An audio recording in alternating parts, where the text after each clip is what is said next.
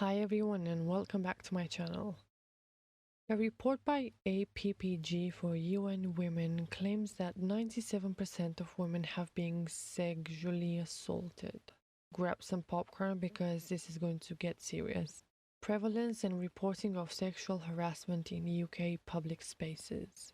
I'm going to keep mentioning sexual harassment during this video, so I'm going to call it SA. Quoting, "It is now commonly accepted that women have a right to feel safe in their day-to-day life, particularly to feel safe from SA, yet all too often experience of those who are subject to harassment and abuse continue to be covered up, diminished, ignored, or normalized." Ending quote. The world has believed in the safety of women for thousands of years now, hence that's why we are alive, safe, and sound. Someone must have kept our women ancestors safe, right? Quoting, "Only by strengthening report systems and increasing trust in their efficacy can we challenge and change the current societal culture of ignoring or accepting this abuse." End of quote. Remember one of the major complaints about how the police isn't doing their job while Sarah Everard was tragically murdered? Will adding reports about men making eye contact with young women help the police to do their job? Who is going to have time and patience to go through these reports from brainwashed teenager girls? And where are the funds going to come from? Quoting, "We would also like to acknowledge the work of all the charities, community groups, and activists named in this report, and to thank them for their contribution to making public spaces safer for women and girls." End of quote. I'm not going to disregard the information found in this report. However, I'll take my time to think for myself and do my own research.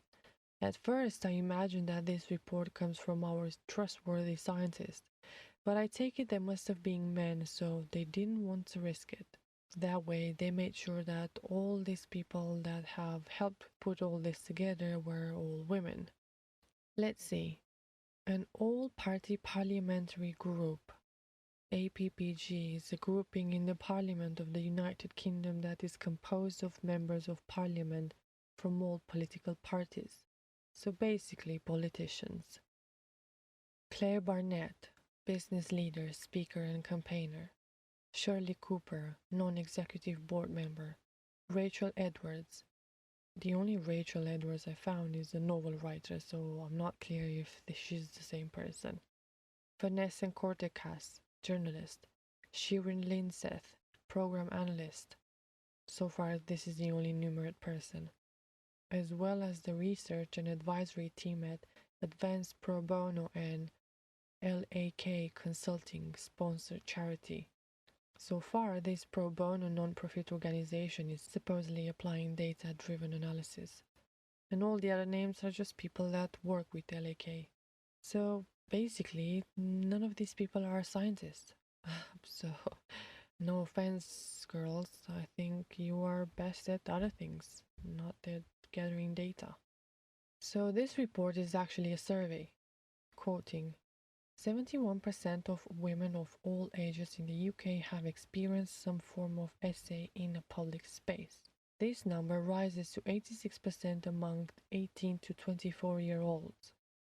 The two main reasons women of all ages cited for not reporting incidents are: "I didn't think the incident was serious enough to report," 55%, and "I didn't think reporting it would help," 45%. Well, in that case, I think those women weren't too brainwashed and they had a point. Most of this nonsense is not worth reporting, so people will stop from serious cases to deal with this type of allegations. 44% of women agreed that having more confidence that reporting the incident would prevent it from happening again would encourage them to report. Wow, that sounds like serious statements, like, What fucking world is this? I'm so glad someone is on top of this. So now, how do we make the world a safer place? Well, it seems that we're lucky and they did have a solution. They actually have three solutions. Quoting, "Public trust in the system must be increased such that women believe reporting incidents of sexual harassment will create change and their reports will be treated anonymously.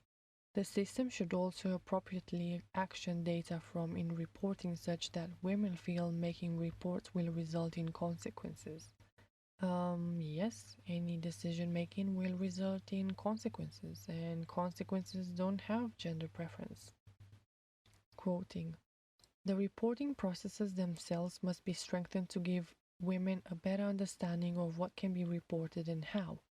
This would make it easier for women to find a convenient way to report, to speak to a woman police officer, or to be supported through the process, and as a result would increase reporting. Please give me strength. Exactly like I said, these people imagine that overnight there's going to be a lot of police women that will make allowances for teenager girls that are not ready to take responsibility. Quoting: the challenging of defining S-age. UN Women defines S-age as a continuum of violent practices against women and girls. It can take the form of various acts, including rape, other aggressive touching, forced viewing of pornography, taking and circulating sexual photograph, as well as verbal sexual conduct. Yep, that sounds right to me.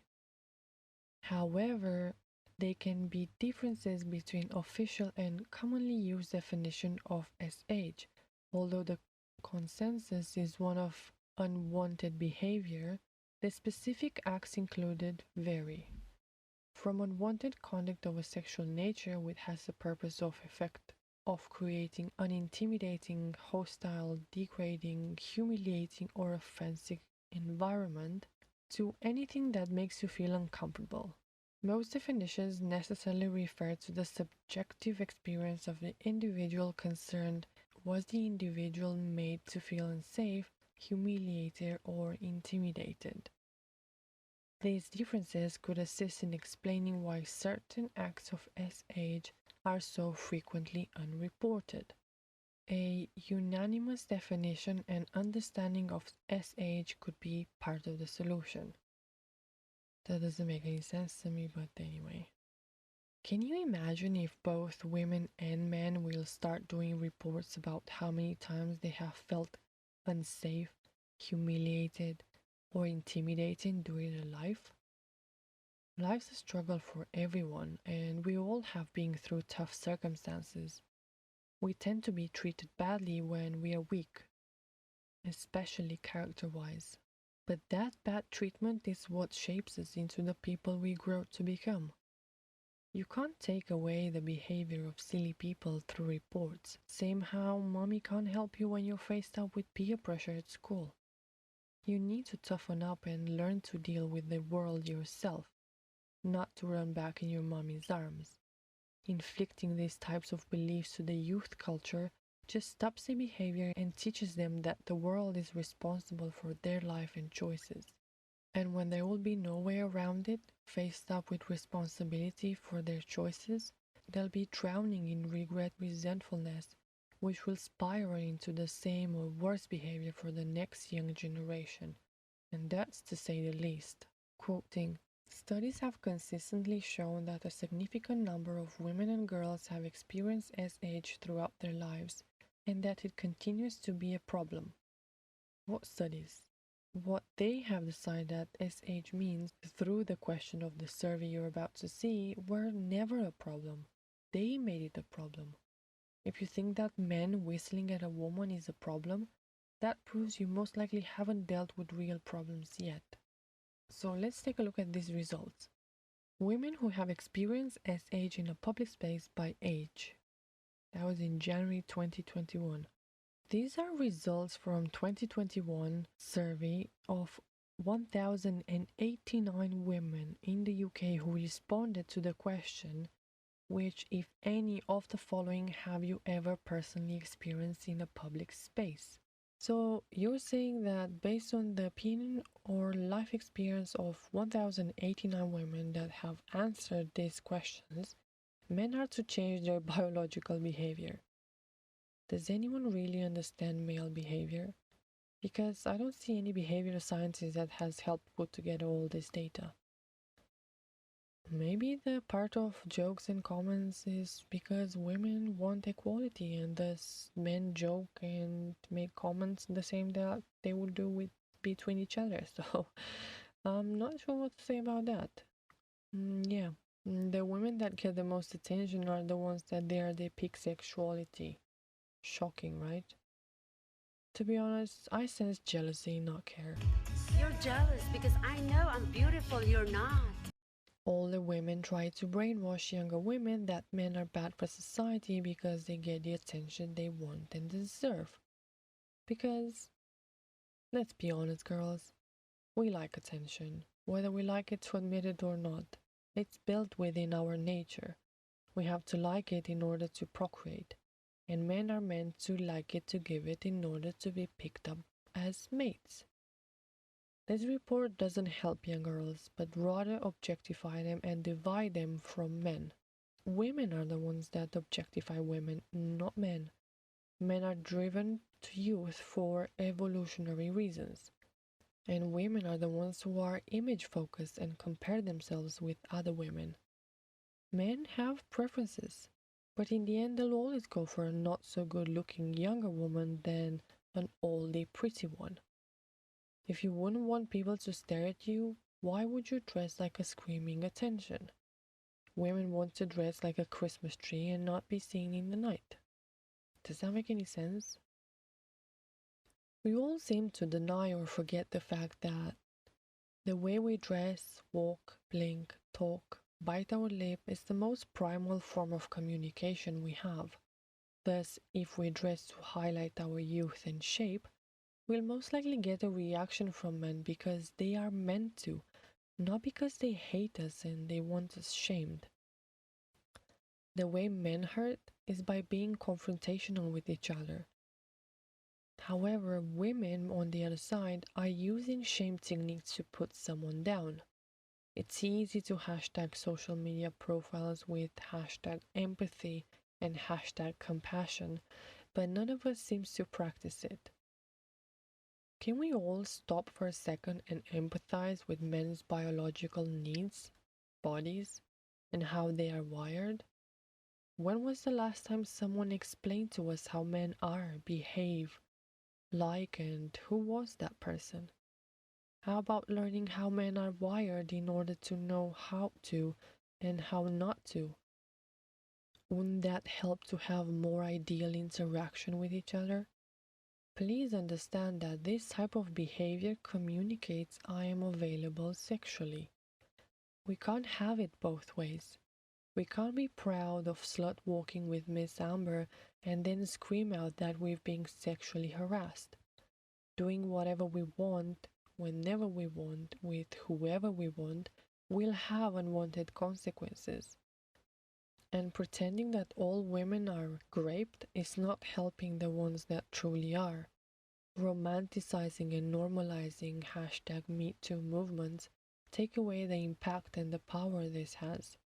Because the next woman that speaks about abuse, I'm inclined to not believe her because of all the other promotion of this kind that have been done through social media. In order to keep this video short, I'm going to leave it at this with this report, but feel free to take a look at it and think for yourself.